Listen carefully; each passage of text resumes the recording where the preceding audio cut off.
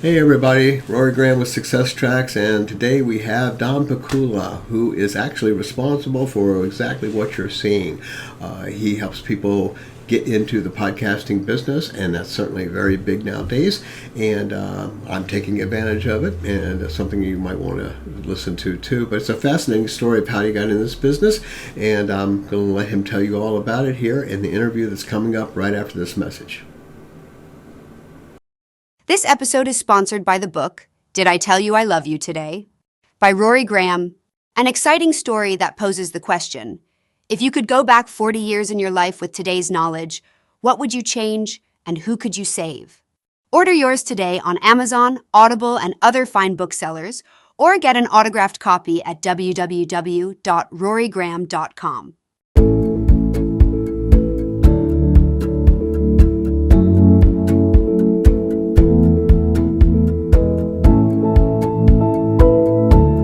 I welcome you, Don, and I'm going to continue just calling you Don, if that's okay with you. That's perfect, Rory. All good, man. All right. Oh, good. Well, I know that you have a very successful business, and I know quite a bit about it, but I'm going to let you just start talking about, I don't know where you want to start, but go ahead and give us a little bit about your success journey.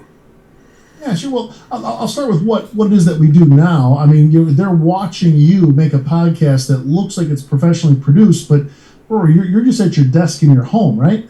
I am at my desk. Yes. Yeah, sitting at your desk at your home, and yet you have these elements on the screen, these logos. You're bringing me. We're not in the same place. We just had to schedule on Zoom. We're using video conferencing to connect, and it looks professional. And you're getting your name out there, you're getting your broadcast out there, and that's what we do for other people. But I'll tell you, one of the first things I learned about success is that rarely do you find it on the first try. I'll also say rarely do you actually find it. What I mean by that is it doesn't feel like success while you're doing it. It sometimes doesn't feel like success once you're completed it because you're never really done. So I'm going to go back and talk for a minute more about failures than success. In fact, one thing that I've learned is that I tried a whole bunch of stuff, had a whole bunch of ideas, did a whole bunch of courses and products and websites and brands, and most of them failed. And they failed in the corporate world, they failed in the entrepreneur world, they failed for individuals, they failed in B2B sales. I failed everywhere, long before I ever had any glimpse of success. And Rory, I think that's one thing we have to be prepared for, is all those failures that people don't see, that we have to go through, and that actually can either bring us down, make us quit, drop us out of the race almost completely. It's about the ability to keep going and knowing and trusting that the right thing will show up at the right time when you're ready for it. Some people have this idea of success, and just because it doesn't match the vision that they had in their mind, they completely miss the path that they were supposed to be on. Well, I totally agree with that. And what I find in doing these interviews is that there's a lot of failure that goes on with it. But I also hear people say, like I know I've told my son is, if you fail, you learn something from it. So you have to ask yourself, well, what did I learn? Because if you didn't learn anything, then you've just got an expensive lesson. And So go ahead and walk us through the path that it took to get you to where you are now today. Because I know you had, like you said, you did a lot of different things, and I know quite a few of them. But just give us a little taste of what that was like. Yeah, well, I mean, I came from B2B sales, corporate sales. I actually sold food. So, when you look at restaurants, hotels, and clubs, and grocery stores, and all these different outlets for food, well, those were our clients, those were our customers. And, it was one of those things that it's a very tough competitive world. I mean, you're dealing with a product that is either dying or decaying or rotting, and you have to try to get it to people in the most pristine condition possible. But you're talking about something that there's hiccups, there's issues, there's out of stocks and mispicks and damage and timelines and timeframes, and on top of all that, the profit margins are extremely fine. In fact, in a lot of cases, you can lose out on a sale simply based on pennies. So, that was a very high pressure. That was very interactive in terms of it was transactional. You still were trying to develop relationships and help business succeed, but it was not exactly what you would, want to spend a lot of time if you didn't have that kind of skill. So I had to early on develop a sales skill. I had to learn how to handle objections, how to handle rejection, how to really get to decision makers and actually make a case for things that may have been a little more expensive, that may have cost a little more, but ultimately would have been better for their business. And so in that environment is where I really started to learn how to differentiate. And through that process, I quickly, probably, and somebody argue a little too quickly, got into management. And I'll tell you, when you're picking leaders for your company, particularly that first round of leaders, I would kind of agree with Steve Jobs. He said that the best managers you can find are the top producers that don't want to become leaders, but because no one else would do it the way they did, they stepped up and did it. But most of the time, the only thing a company is going to get is, as a guarantee in that, is they're going to lose a high-producing individual performer, and they're not guaranteed to get a very good manager. In fact, if you don't train and you don't study and you don't develop that skill, you're going to be a liability to the company. And so I had to learn quickly that no matter how well-intentioned the company is, leadership and training and development and management skills aren't exactly taught. And whatever you're learning in college and MBAs, that's all great, but that's a lot of theory, and it's a lot of textbook, and it's not a lot of practical application. It's not a lot of actual dealing with it under fire day to day. And so through that process, I had to realize something, that I could no longer produce the results by myself. And I was no longer measured by my individual contribution, but by the contribution of the team. So making them better became what I had to do in order to be successful myself. And in doing that, you can't just focus on the people struggling. You also had to go spend time with the people who were a success, people who didn't need to spend time with you, but who could also see the team selling idea and bring relationships around the client's success. So that's all in the corporate world. And then going through that, I ended up in a seminar industry in the middle of a pandemic. Well, a second pandemic. We got through the first pandemic. In my state, we were shut down again. And in between those two, I had started a seminar company. And in that, we were doing events we couldn't put more than 20 people in a room. That included myself and my wife at the time. So think about it, we could put like 16 or 17 people in a room. And man, I was breaking even, but that was about it. And it wasn't until I really found the right mentors in my life and invested in their training, because I wanted to do what they were doing. That was a big lift for me. Find someone who was doing what I wanted to do, invest in their products and solutions, invest in the way that they were currently doing it, not something they had done 10 years ago, but something they were doing now and in the moment. And it was through implementing the moves they showed me that I actually got up off the ground and started to be able to really turn a business that was really shouldn't have been doing any revenue, was barely doing any profit, into something that now supports me and my family on a level that I never thought possible. Well, I know of some of the people that I have interviewed. Actually, COVID turned out to be a good thing. So, and actually, I'm one of those where because of COVID and some other issues, it changed my life around and brought me to this. But now the systems that you're using to do what we're doing right now, those weren't exactly the first things that you tried out, were they? Didn't you try out other type of technology, and then you found out what worked and what didn't work, and what was easier, and all that? I don't want to put words in your mouth. Go ahead. Yeah, no, Rory, again, all through trial and error, right? I mean, there were systems out there that you could spend some big money on, and whenever someone wanted to look better on camera, whether it be for Zoom or Teams, they want to do videos or workshops or seminar. We call them webinars now, I suppose. But they said go buy an expensive camera. You got to go buy a $2,000 or $3,000 camera, put a $2,000 or $3,000 lens on it. You better get the nice lights. You better get the big umbrella lights that are all diffused, and those are a couple $100 a piece. And put everything together. And man, when I used to try to make a video, I had an entire room of my house dedicated to this thing. The green screen was pulled taut. I had 6 lights on the green screen, 6 lights on me. You know what it's like, right? By the time I got all set up, I was a mess. I was tired. I was sweaty. I was frustrated. I'd go change and come back. The room would be 85 degrees, and then I'd go film a video. I was trying to make 2-minute videos, man, and it would take me 4 hours. Tell Add me a couple about it. meltdowns in there, and some days I wouldn't even get a video done. But that was, yeah, that was the struggle part. But I had to work through that, and then I found some solutions that were even easier, even better. But the problem was they weren't really adapted for me. See, I found things that streamers were using and gamers were using, and some YouTubers, but it wasn't there for speakers and coaches. And the mentor I was working with, we had looked at, he'd been using Vimix before, and so, there's dozens and dozens of broadcasting systems. He had found something that was free. And I got nothing to hide. It's OBS. And a lot of people, if you know what OBS is, some people have heard of it, and some people have no idea what I'm talking about.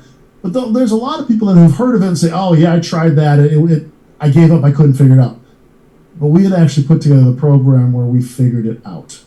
And we solved that. And if you would have told me even just 3 or 4 years ago that you'd be building virtual studios and putting them in people's homes and offices, and you'd be using this free software, and they could use their current laptop or desktop, and it didn't matter whether it was on a Mac or a PC, and they'd buy a couple $100 webcam instead of a couple $1,000 camera, and they'd look professional, like they had a professional team producing them. I'd say, nah, that's not me. I'm not technical enough. I'm not good enough on computers. I don't write code. I don't do software. That's not me. But it all came together just the right time where I started using this with my clientele, and they actually were asking me, well, I know we're on Zoom or we're on Teams or on Google Meet, but what type of software are you using here? Because they hadn't seen anything like this before. So that's when I started helping people do this. And so again, this wasn't my main thing. This isn't what I set out to do. This wasn't the goal of the plan. But I firmly believe you commit to something and you put your heart and your soul and your energy into that thing. If it's the wrong thing, the right thing will show up. Well, would you mind if I gave you a little bit of a testimonial? Go for it, Rory, of course. All right. This is my 40th year in the video production business. So I was one of those vMix people. I spent a fortune, and I had a studio. I had a huge studio with big green screen walls and floor and everything, and lighting in the 3 cameras and the whole 9 yards. And then COVID hit, and of course, right after I upgraded to 4K. So great timing. Anyway, so COVID hit, and I ended up losing my employees. We were shut down for 2 years. I ended up moving my company back. And so one of my goals, as I was refiguring out my life, one of my goals was to downsize the company and a bit, and to do it where I could do it from home. And I don't have a room for a big studio like I had. So I thought, well, vMix, when I had vMix, but maybe I could tailor that. But I can tell you, trying to work vMix and talk to somebody is not easy to do. And you look like you're trying to work vMix. That's what you end up doing. So I saw your thing, your sales thing. I think it's on Facebook. I saw a thing, and it was intriguing. And I'm one that if I find something that works, or it looks good, or it's doing what I want to do, I don't mind investing in something if it's going to get me where I want to go. And so I sat through your thing skeptically, sat through your event thinking this is a lot more complicated than he's making it sound initially. And then you pulled back the curtain and showed the Stream Deck, and you showed the software, and this is what we're doing, and this is how we're doing it, and all. And I'm thinking the whole time, I could do that. I can do that. And it'll take some time to get as smooth as he is at it, but I can do it. And I can say that everything that you promised in that is actually true. Everything that you said, and it's as easy as you said as far as doing it. And making it work. But it also, you all backed it up with Zach was in here and helping me with software settings and things if I needed it, or if I got a question, I can email him and bam, I got help. You've helped. So it's been a real good effort, and a real good experience, and that's why I ask you on, because I'd like to see you continue to succeed. I think you got a great product. I appreciate that, Rory, and it's such a pleasure having people like you come on into our community because you're a pro. I mean, you had all the equipment, you got all the years of experience, and part of me, when someone like you comes into the program, whether it's because you have the technical ability or you just understand computers or the industry, I'm always like, why are they investing in this? I mean, they already have all the stuff, but Rory, isn't it nice just to be able to sit down, turn on your computer, check a couple of things, and just start, like you said, hosting by yourself? I mean, there's a lot of programs out there that if you have a producer or someone to push the buttons behind the scenes, then you're good to go. But Rory, you're doing all this solely by yourself. Right, and I had a person that was running audio with the guest and myself, and things. I had another person that was on a TriCaster switcher, and then we went to vMix, and we were using vMix, and so it was a team effort to get the things done. With this, I couldn't do it. I don't have the people anymore, and I don't have the space, and I don't have the equipment. But I saw this as an answer to do what I want to do, and so that's what that's what I'm doing. I don't mind going to people who have done what I am trying to do. If they've done it, it means it can be done, and if they can do it, I can do it. And in this case, you're showing us how to do it. So, I mean, that's great, So. Yeah, appreciate that, Rory. And I said it's a pleasure having you on. And again, this is, I tell people in that challenge that this is not about a profit center for me in the challenge. It's about getting you out there so people see the way you're doing it. You're my proof. There's nothing I can do at any level that'll be, I don't care whether it's Facebook advertising, YouTube, LinkedIn, I don't care what, there's nothing more powerful than having clients of ours be able to do what you're doing, and then speak to the fact that, well, at first I thought couldn't be done. I thought there was a catch this. I thought this would take too much effort, or maybe he had a team back there. But Rory, you're proof this works. Well, let me ask you, what's ahead for Golden Goose Studio? And may I say, that is a great name. I love the name. But what's ahead for you here in the future? You're having such great success. I'd say pretty quickly, coming from COVID times. So, well, listen, we've had our fair share of distractions too. I mean, what's in it for us now is simplifying. That's what's coming up.